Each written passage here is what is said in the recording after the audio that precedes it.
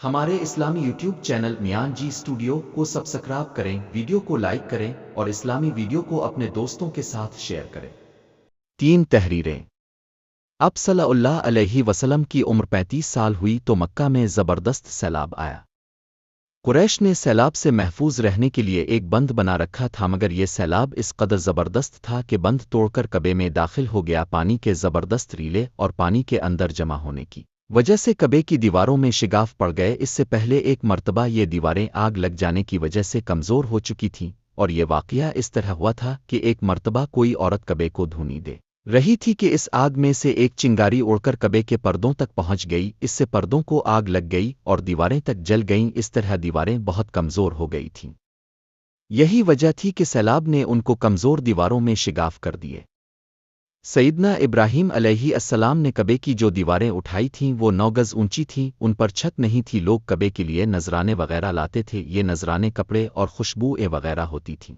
کعبے کے اندر جو کنواں تھا یہ سب نذرانے اس کنویں میں ڈال دیے جاتے تھے۔ کنواں اندرونی حصے میں دائیں طرف تھا۔ اس کو کعبے کا خزانہ کہا جاتا تھا۔ کعبے کے خزانے کو ایک مرتبہ ایک چور نے چرانے کی کوشش کی، چور کنویں ہی میں مر گیا۔ اس کے بعد اللہ تعالی نے اس کی حفاظت کے لیے ایک سانپ کو مقرر کر دیا۔ یہ سانپ کنویں کی منڈیر پر بیٹھا رہتا تھا، کسی کو خزانے کے نزدیک نہیں آنے دیتا تھا۔ قریش بھی اس سے خوف زدہ رہتے تھے۔ اب جب کہ کعبے کی دیواروں میں شگاف پڑ گئے اور نئے سرے سے اس کی تعمیر کا مسئلہ پیش آیا تو اللہ تعالیٰ نے ایک پرندے کو بھیجا، وہ اس سانپ کو اٹھا لے گیا۔ البدایہ والنہایہ۔ یہ دیکھ کر قریش کے لوگ بہت خوش ہوئے۔ اب انہوں نے نئے سرے سے کعبے کی تعمیر کا فیصلہ کر لیا اور پروگرام بنایا کہ بنیادیں مضبوط بنا کر دیواروں کو زیادہ اونچا اٹھایا جائے۔ اس طرح دروازے کو بھی اونچا کر دیا جائے گا تاکہ کعبے میں کوئی داخل نہ ہو، صرف وہی شخص داخل ہو جسے وہ اجازت دیں۔ اب انہوں نے پتھر جمع کیے۔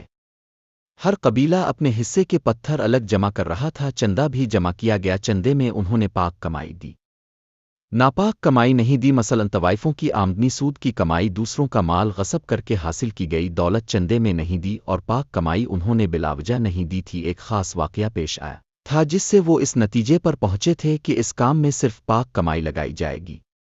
وہ واقعہ یوں تھا۔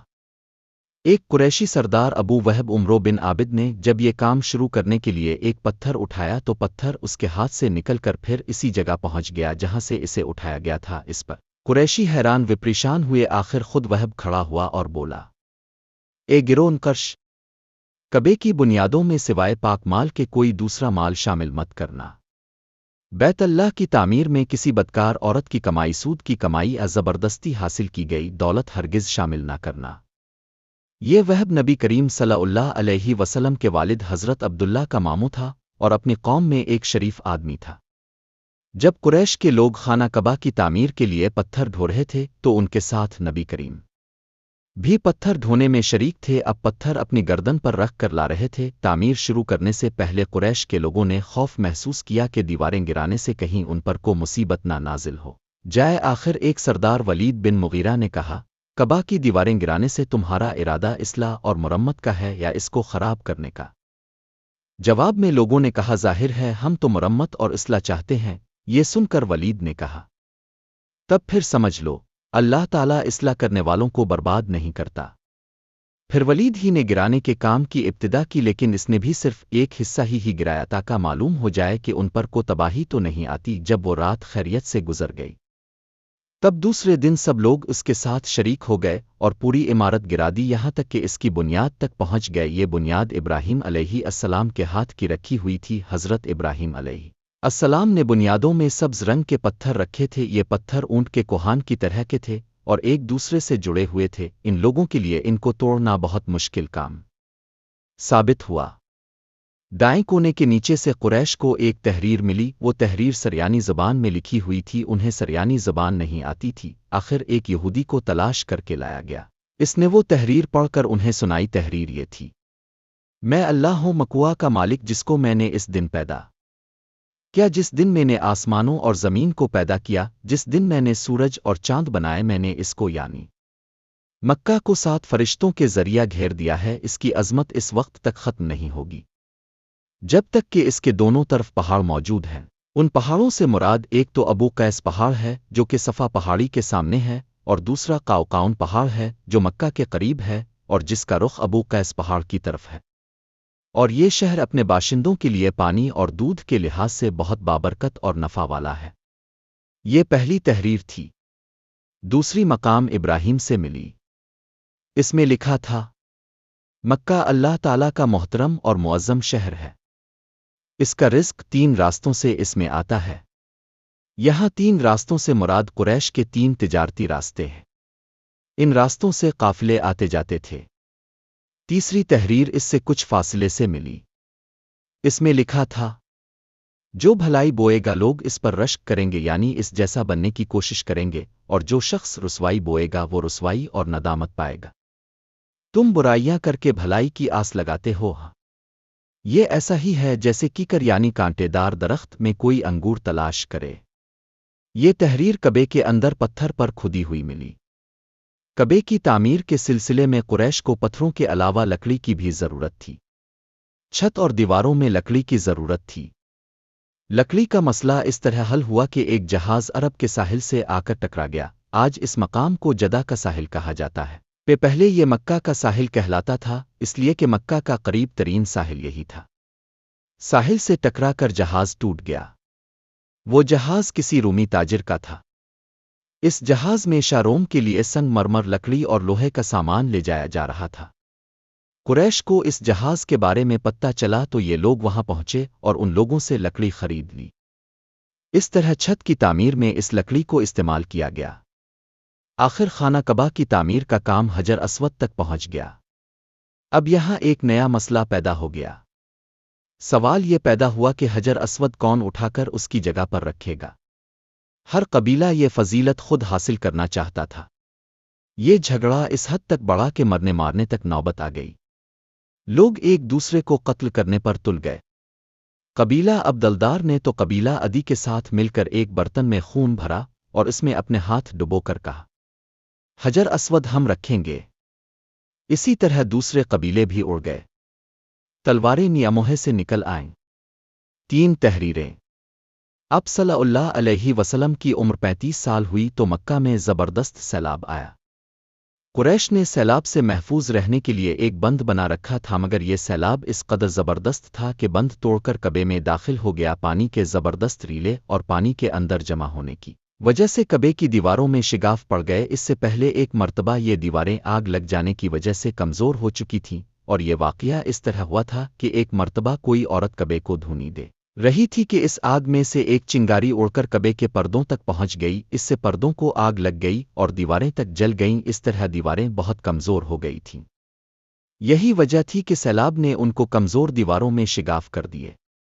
سیدنا ابراہیم علیہ السلام نے کعبے کی جو دیواریں اٹھائی تھیں وہ 9 گز اونچی تھیں، ان پر چھت نہیں تھی۔ لوگ کعبے کے لیے نذرانے وغیرہ لاتے تھے، یہ نذرانے کپڑے اور خوشبوئیں وغیرہ ہوتی تھیں۔ کعبے کے اندر جو کنواں تھا یہ سب نذرانے اس کنویں میں ڈال دیے جاتے تھے۔ کنواں اندرونی حصے میں دائیں طرف تھا۔ اس کو کعبے کا خزانہ کہا جاتا تھا۔ کعبے کے خزانے کو ایک مرتبہ ایک چور نے چرانے کی کوشش کی، چور کنویں ہی میں مر گیا۔ اس کے بعد اللہ تعالی نے اس کی حفاظت کے لیے ایک سانپ کو مقرر کر دیا۔ یہ سانپ کنویں کی منڈیر پر بیٹھا رہتا تھا، کسی کو خزانے کے نزدیک نہیں آنے دیتا تھا۔ قریش بھی اس سے خوف زدہ رہتے تھے۔ اب جب کہ کعبے کی دیواروں میں شگاف پڑ گئے اور نئے سرے سے اس کی تعمیر کا مسئلہ پیش آیا تو اللہ تعالیٰ نے ایک پرندے کو بھیجا، وہ اس سانپ کو اٹھا لے گیا۔ البدایہ والنہایہ۔ یہ دیکھ کر قریش کے لوگ بہت خوش ہوئے۔ اب انہوں نے نئے سرے سے کعبے کی تعمیر کا فیصلہ کر لیا اور پروگرام بنایا کہ بنیادیں مضبوط بنا کر دیواروں کو زیادہ اونچا اٹھایا جائے۔ اس طرح دروازے کو بھی اونچا کر دیا جائے گا تاکہ کعبے میں کوئی داخل نہ ہو، صرف وہی شخص داخل ہو جسے وہ اجازت دیں۔ اب انہوں نے پتھر جمع کیے۔ ہر قبیلہ اپنے حصے کے پتھر الگ جمع کر رہا تھا۔ چندہ بھی جمع کیا گیا۔ چندے میں انہوں نے پاک کمائی دی، ناپاک کمائی نہیں دی۔ مثلاً طوائفوں کی آمدنی، سود کی کمائی، دوسروں کا مال غصب کر کے حاصل کی گئی دولت چندے میں نہیں دی، اور پاک کمائی انہوں نے بلاوجہ نہیں دی تھی۔ ایک خاص واقعہ پیش آیا تھا جس سے وہ اس نتیجے پر پہنچے تھے کہ اس کام میں صرف پاک کمائی لگائی جائے گی۔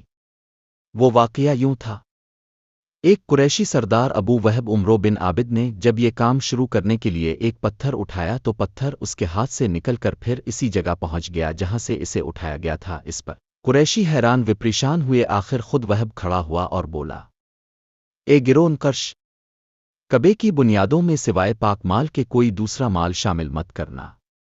بیت اللہ کی تعمیر میں کسی بدکار عورت کی کمائی، سود کی کمائی یا زبردستی حاصل کی گئی دولت ہرگز شامل نہ کرنا۔ یہ وہب نبی کریم صلی اللہ علیہ وسلم کے والد حضرت عبداللہ کا ماموں تھا اور اپنی قوم میں ایک شریف آدمی تھا۔ جب قریش کے لوگ خانہ کعبہ کی تعمیر کے لیے پتھر ڈھو رہے تھے تو ان کے ساتھ نبی کریم بھی پتھر ڈھونے میں شریک تھے۔ اب پتھر اپنی گردن پر رکھ کر لا رہے تھے۔ تعمیر شروع کرنے سے پہلے قریش کے لوگوں نے خوف محسوس کیا کہ دیواریں گرانے سے کہیں ان پر کو مصیبت نہ نازل ہو جائے۔ آخر ایک سردار ولید بن مغیرہ نے کہا، کعبہ کی دیواریں گرانے سے تمہارا ارادہ اصلاح اور مرمت کا ہے یا اس کو خراب کرنے کا؟ جواب میں لوگوں نے کہا، ظاہر ہے ہم تو مرمت اور اصلاح چاہتے ہیں۔ یہ سن کر ولید نے کہا، تب پھر سمجھ لو اللہ تعالیٰ اصلاح کرنے والوں کو برباد نہیں کرتا۔ پھر ولید ہی نے گرانے کے کام کی ابتدا کی، لیکن اس نے بھی صرف ایک حصہ ہی گرایا تاکہ معلوم ہو جائے کہ ان پر کو تباہی تو نہیں آتی۔ جب وہ رات خیریت سے گزر گئی تب دوسرے دن سب لوگ اس کے ساتھ شریک ہو گئے اور پوری عمارت گرا دی، یہاں تک کہ اس کی بنیاد تک پہنچ گئے۔ یہ بنیاد ابراہیم علیہ السلام کے ہاتھ کی رکھی ہوئی تھی۔ حضرت ابراہیم علیہ السلام نے بنیادوں میں سبز رنگ کے پتھر رکھے تھے۔ یہ پتھر اونٹ کے کوہان کی طرح کے تھے اور ایک دوسرے سے جڑے ہوئے تھے۔ ان لوگوں کے لیے ان کو توڑنا بہت مشکل کام ثابت ہوا۔ دائیں کونے کے نیچے سے قریش کو ایک تحریر ملی۔ وہ تحریر سریانی زبان میں لکھی ہوئی تھی، انہیں سریانی زبان نہیں آتی تھی۔ آخر ایک یہودی کو تلاش کر کے لایا گیا، اس نے وہ تحریر پڑھ کر انہیں سنائی۔ تحریر یہ تھی، میں اللہ ہوں مکوا کا مالک، جس کو میں نے اس دن پیدا کیا، جس دن میں نے آسمانوں اور زمین کو پیدا کیا، جس دن میں نے سورج اور چاند بنائے، میں نے اس کو یعنی مکہ کو 7 فرشتوں کے ذریعہ گھیر دیا ہے۔ اس کی عظمت اس وقت تک ختم نہیں ہوگی جب تک کہ اس کے دونوں طرف پہاڑ موجود ہیں۔ ان پہاڑوں سے مراد ایک تو ابو قیس پہاڑ ہے جو کہ صفا پہاڑی کے سامنے ہے، اور دوسرا قاؤقاؤن پہاڑ ہے جو مکہ کے قریب ہے اور جس کا رخ ابو قیس پہاڑ کی طرف ہے۔ اور یہ شہر اپنے باشندوں کے لیے پانی اور دودھ کے لحاظ سے بہت بابرکت اور نفع والا ہے۔ یہ پہلی تحریر تھی۔ دوسری مقام ابراہیم سے ملی، اس میں لکھا تھا، مکہ اللہ تعالیٰ کا محترم اور معظم شہر ہے، اس کا رزق 3 راستوں سے اس میں آتا ہے۔ یہاں 3 راستوں سے مراد قریش کے 3 تجارتی راستے ہیں، ان راستوں سے قافلے آتے جاتے تھے۔ تیسری تحریر اس سے کچھ فاصلے سے ملی، اس میں لکھا تھا، جو بھلائی بوئے گا لوگ اس پر رشک کریں گے، یعنی اس جیسا بننے کی کوشش کریں گے، اور جو شخص رسوائی بوئے گا وہ رسوائی اور ندامت پائے گا۔ تم برائیاں کر کے بھلائی کی آس لگاتے ہو، یہ ایسا ہی ہے جیسے کیکر یعنی کانٹے دار درخت میں کوئی انگور تلاش کرے۔ یہ تحریر کعبے کے اندر پتھر پر کھدی ہوئی ملی۔ کعبے کی تعمیر کے سلسلے میں قریش کو پتھروں کے علاوہ لکڑی کی بھی ضرورت تھی۔ چھت اور دیواروں میں لکڑی کی ضرورت تھی۔ لکڑی کا مسئلہ اس طرح حل ہوا کہ ایک جہاز عرب کے ساحل سے آ کر ٹکرا گیا۔ آج اس مقام کو جدہ کا ساحل کہا جاتا ہے، پہلے یہ مکہ کا ساحل کہلاتا تھا، اس لیے کہ مکہ کا قریب ترین ساحل یہی تھا۔ ساحل سے ٹکرا کر جہاز ٹوٹ گیا۔ وہ جہاز کسی رومی تاجر کا تھا۔ اس جہاز میں شاروم کے لیے سنگ مرمر، لکڑی اور لوہے کا سامان لے جایا جا رہا تھا۔ قریش کو اس جہاز کے بارے میں پتہ چلا تو یہ لوگ وہاں پہنچے اور ان لوگوں سے لکڑی خرید لی۔ اس طرح چھت کی تعمیر میں اس لکڑی کو استعمال کیا گیا۔ آخر خانہ کعبہ کی تعمیر کا کام حجر اسود تک پہنچ گیا۔ اب یہاں ایک نیا مسئلہ پیدا ہو گیا۔ سوال یہ پیدا ہوا کہ حجر اسود کون اٹھا کر اس کی جگہ پر رکھے گا؟ ہر قبیلہ یہ فضیلت خود حاصل کرنا چاہتا تھا۔ یہ جھگڑا اس حد تک بڑھا کہ مرنے مارنے تک نوبت آ گئی۔ لوگ ایک دوسرے کو قتل کرنے پر تل گئے۔ قبیلہ عبدالدار نے تو قبیلہ عدی کے ساتھ مل کر ایک برتن میں خون بھرا اور اس میں اپنے ہاتھ ڈبو کر کہا، حجر اسود ہم رکھیں گے۔ اسی طرح دوسرے قبیلے بھی اڑ گئے، تلواریں نیاموہے سے نکل آئیں۔